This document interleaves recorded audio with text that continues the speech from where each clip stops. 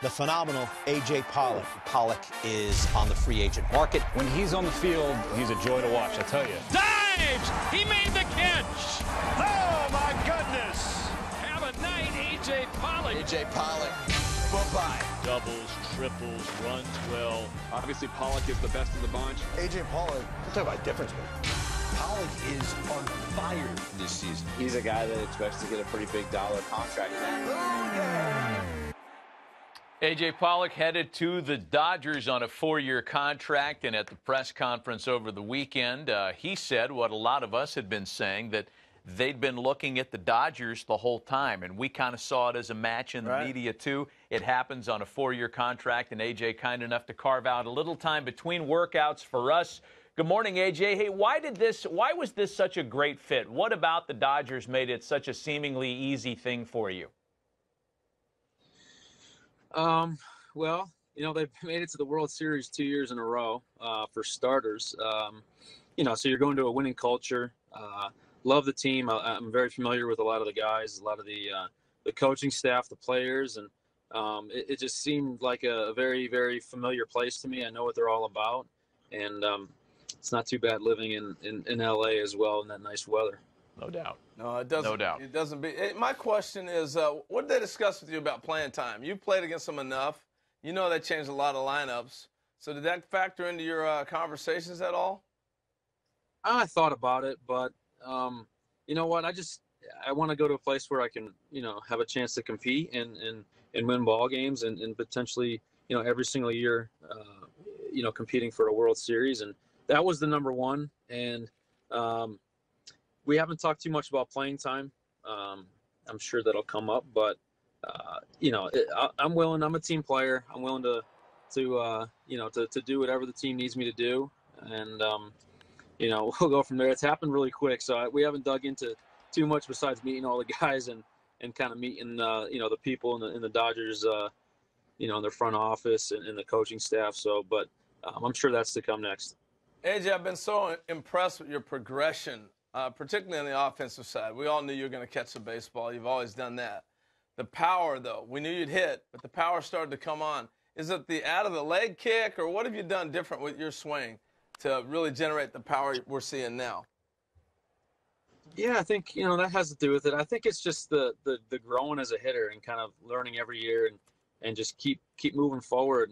And you know, I think the power is just definitely growth as a hitter, because you're not up there just trying to flip balls and play anymore. You know, you're trying to do some damage, knowing certain leverage counts and knowing, you know, what would be a big deal for the team, where, you know, if you're going to miss, where's a better miss, instead of flipping in play and have a chance to, you know, maybe the other team turning a double play and getting 2 outs. I think just the growth throughout the years, I think it's just a natural growing of you know, myself as a player. AJ, I know you liked and appreciated everything that you had in Arizona, and I know vice versa. They felt the same way about you. Was the discussion in leaving there, was it easier because the Diamondbacks made it clear that they weren't going to match that number, or were they in fact competitive in trying to retain your services for the future? Yeah, you know what? I love it there. Love the guys there. You know, I'm going to have friends for life, you know, from playing with them for so long. It just was a situation where they were going a different direction. And I respect that. I totally respect that. And no, so it was kind of time where to start a new chapter. They made that pretty clear, and it wasn't, you know, for them not wanting to do it. It was just, you know, that was their decision. They wanted to go a different direction, and here I am. You know what, AJ? Players always see it different than front offices. And, you know, when you saw Goldschmidt go, you've heard Greinke possibly being traded the last couple seasons. When did you start seeing that they might go another direction? And obviously, players are pushing back, going, we feel like we got a chance to win this thing. Did you still feel like you had a chance to win? And when did you see it going the other way? I mean, well, to credit to the new regime, you know, when they came in, there was definitely a possibility of them tearing it down, and they didn't. They stuck with the guys, and they believed in us, and we made the playoffs. So, you know, I didn't really quite know their direction they wanted until the offseason started, You know, we had a pretty long season where we were right there at the top for so long, and then, you know, unfortunately it was not a great last month for us. But you know, for a long time we were in the thick of it and focused on that. So I didn't really realize that until you know, their direction, until the offseason started. Where are you going to live in L.A.? Have you figured all this out yet? You going to go down to Manhattan Beach with all the hockey players? What part of the world are you going to be buying real estate? The hockey players. Yeah, that's where they're all at down there. They were the first athletes in L.A. to go break the seal and go to Manhattan Beach. And by the way, it would not be a bad choice, young man. No. That's what I mean. We're looking at all options right now, and that's probably number one on our list. We love the water, and I mean, we'll see. It's all about the commute, though. So I got to ask some questions to guys and, you know, see if that traffic's doable living down there. Yeah, that could be a part of it, too. Hey, the last thing I've got for you is this. And with Justin Turner having all kinds of success working with the hitting coach on the side, I know you've done a little bit of this. J.D. Martinez, well documented, and everybody's worked with Robert Van Scoyoc, who's on the Dodgers staff now. How can the philosophy of one guy really unlock the potential in a player the way it seems to have for you guys and the players that I've just mentioned? What's the secret sauce in there? I mean, I think it's just kind of, there's a lot of possibilities out there that we haven't tapped into in baseball, especially from the offensive side. And if you can get a guy with a good blend of understanding just the grind of hitting, not thinking there actually is a secret sauce, but, you know, having some kind of numbers to back things up, and then getting to work in the cage with guys and working on an everyday basis. I think that's where the buy-in is. It's, you know, these guys that have success, JD, perfect example, is just, you know, it's not a secret recipe. He has a lot of things and a lot of resources he's using, but he's putting a lot of hours in that cage. So I think Robert's going to be really good for us. I'm really excited to work with him. I've got to work with him the last couple of years, and he was with us in Arizona, and I think it's going to be a lot of fun. I think it's going to be fun working with him, and then, you know, getting the guys, having good dialogue among the players, and I think we can create a pretty cool hitting culture. Hey, last thing before we let you go, you had Goldschmidt all the years you played together with him, and then JD came over for that short period of time when he got traded over, and you guys are hitting the same groups, and you get a chance to talk to guys on airplanes or whatnot. What were some of the questions in the dialogue that maybe you may have drew answers from those guys? Well, those are two really amazing players, and really different types of guys too. So that was pretty unique talking to, you know, Goldie's a very instinctual player, instinctive. I don't know if that's the word.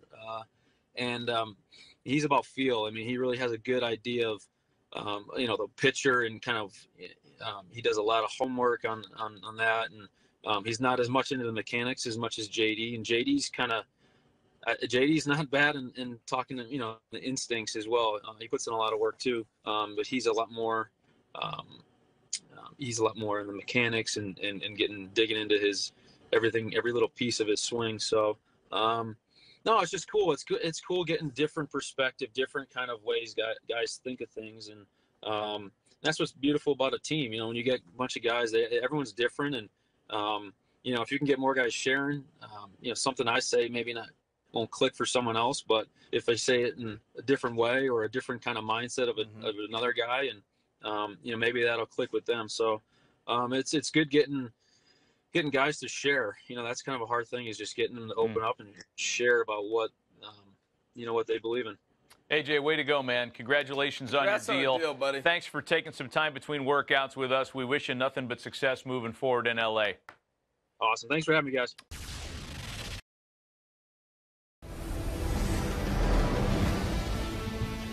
Joined now by the newest member of the Los Angeles Dodgers outfield, AJ Pollock, and it's awesome to have you on this side, AJ, instead of having to play against you in the National League West.